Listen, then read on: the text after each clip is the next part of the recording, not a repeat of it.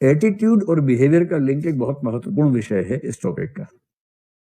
इसका सार मैंने कल आपको समझा दिया था। जो ला पियरे नाम के एक मनोवैज्ञानिक ने 2 साल की रिसर्च के बाद निष्कर्ष निकाला, 1933-34 की बात है, जब डिप्रेशन चल रहा था अमेरिका में ही रिसर्च की उस आदमी ने, और तब 2 साल के रिसर्च के बाद निष्कर्ष निकाला कि एटीट्यूड अनिवार्यतः बिहेवियर में व्यक्त होगा, ऐसा नहीं है।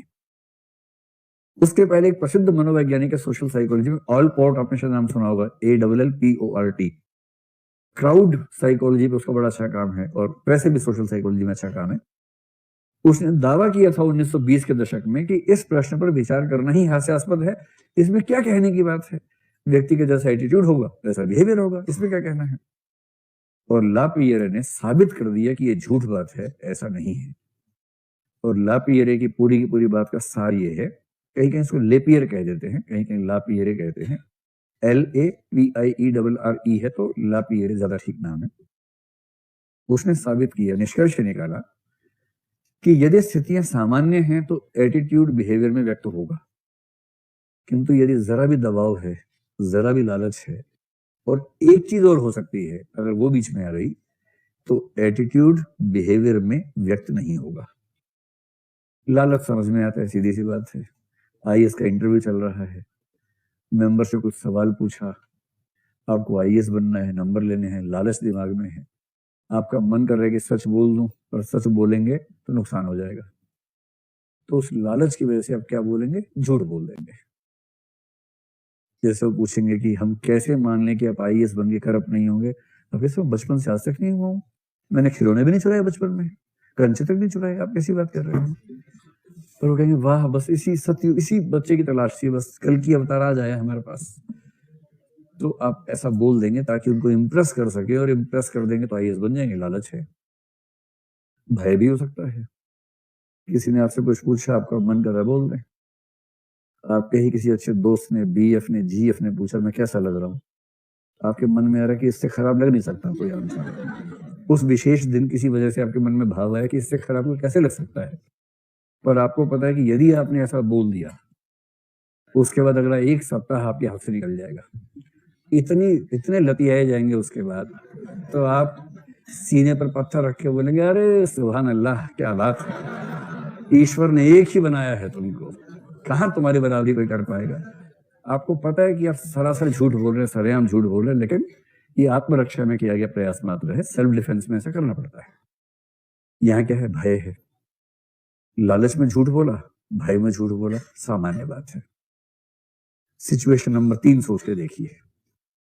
सिचुएशन नंबर 3 ये है कि X और Y 2 व्यक्ति हैं, जानी दुश्मन है।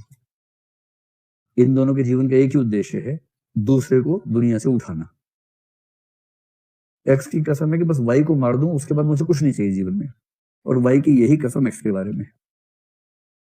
और एक दिन ढूंढते ढूंढते बाई चांस दोनों जंगल में आमने सामने आ रहे, ठीक, और X और Y में गुथम गुथा हुई, खूब जम के, चाकू, कुल्हाड़ी, मुक्का, झापड़ सब चला। अंत में Y जमीन पे औंधा लेटा हुआ है। ये तो वैसे देख के भी लेटा हुआ लग रहा है भाई, तो वैसे भी और लंबा करो, लेटा हुआ दिखेगा। अब ये भाई जमीन पे औंधा लेटा हुआ है, निहत्था था एकदम, उसके हाथ में कुछ नहीं है, और X के हाथ में कुल्हाड़ी है, ठीक। इसके जीवन का उद्देश्य देखते हुए अगले 1 सेकंड में ऐसी गर्दन अलग हो जानी स्वाभाविक बात है। इतने में Y के मुंह से एक आवाज निकली कि तुम्हारी मम्मी ने कहा था कि हमारे खानदान के लोग निहत्थों पर वार नहीं करते, बाकी ठीक है मार लो कोई बात नहीं, ऐसे फैल गया, मार लो कोई बात नहीं। अब क्या हुआ, X के दिमाग में आ गया वैल्यू, मूल्य। X कुल रीत सदा चली आई, मतलब X के कुल की बात हुई ना, तो रघुकुल रीत बोलो, X कुल बोलो, एक ही बात है। रघुकुल रीत सदा चली आई। छोटे बच्चे बोलते हैं कि एक बस स्टॉप पे बस आई, उसमें प्राण बैठ के चला गया, अमिताभ बच्चन वही रुक गया, क्यों? तो दूसरा बच्चा बोलता कैसे कैसे बताओ, फिर पहला बच्चा बोलता प्राण जाई पर बचन न जाई। तो छोटे बच्चों का बहुत प्रसिद्ध जोक है, मेरे पास एक है, इसलिए मैं जानता हूँ, उसके जोक सुनता रहता हूँ, तो ऐसे जोक बच्चे करते हैं, बड़े खुश होते हैं, प्राण जाई पर बचन न जाई। और फिर इस भाव से देखते कि इसे ये भी नहीं पता, बताओ कि प्राण चला गया बस में बच्चन नहीं गया, अमिताभ बच्चन। इसीलिए तो एक कहावत बनी थी रघुकुल में। तो खैर भाई लेटा हुआ है, एक्स के हाथ में कुल्हाड़ी है, पुलिस आसपास नहीं है, न अरविंद केजरीवाल की सरकार है कि सीसीटीवी लगा हुआ तरफ, कोई प्रमाण नहीं रहेगा, काटने का सही मौका है, जीवन का यही उद्देश्य था। बस उसने बोल दिया कि तुम्हारी मम्मी ने कहा था कि हमारे खानदान को निहत्तों पर वार नहीं कर। इसको अपनी माँ याद आ गई, 4 आंसू निकले आंखों से, क्योंकि माँ है नहीं अब तो आंसू निकले। इससे कुल्हाड़ी दूर फेंकी, उसने कहा अरे यार आओ उठो, हाथ दे के उठाया, कहा चलो आगे से ध्यान रखना, कोई बात भूल चूक लेनी देनी, आगे से ध्यान रखना।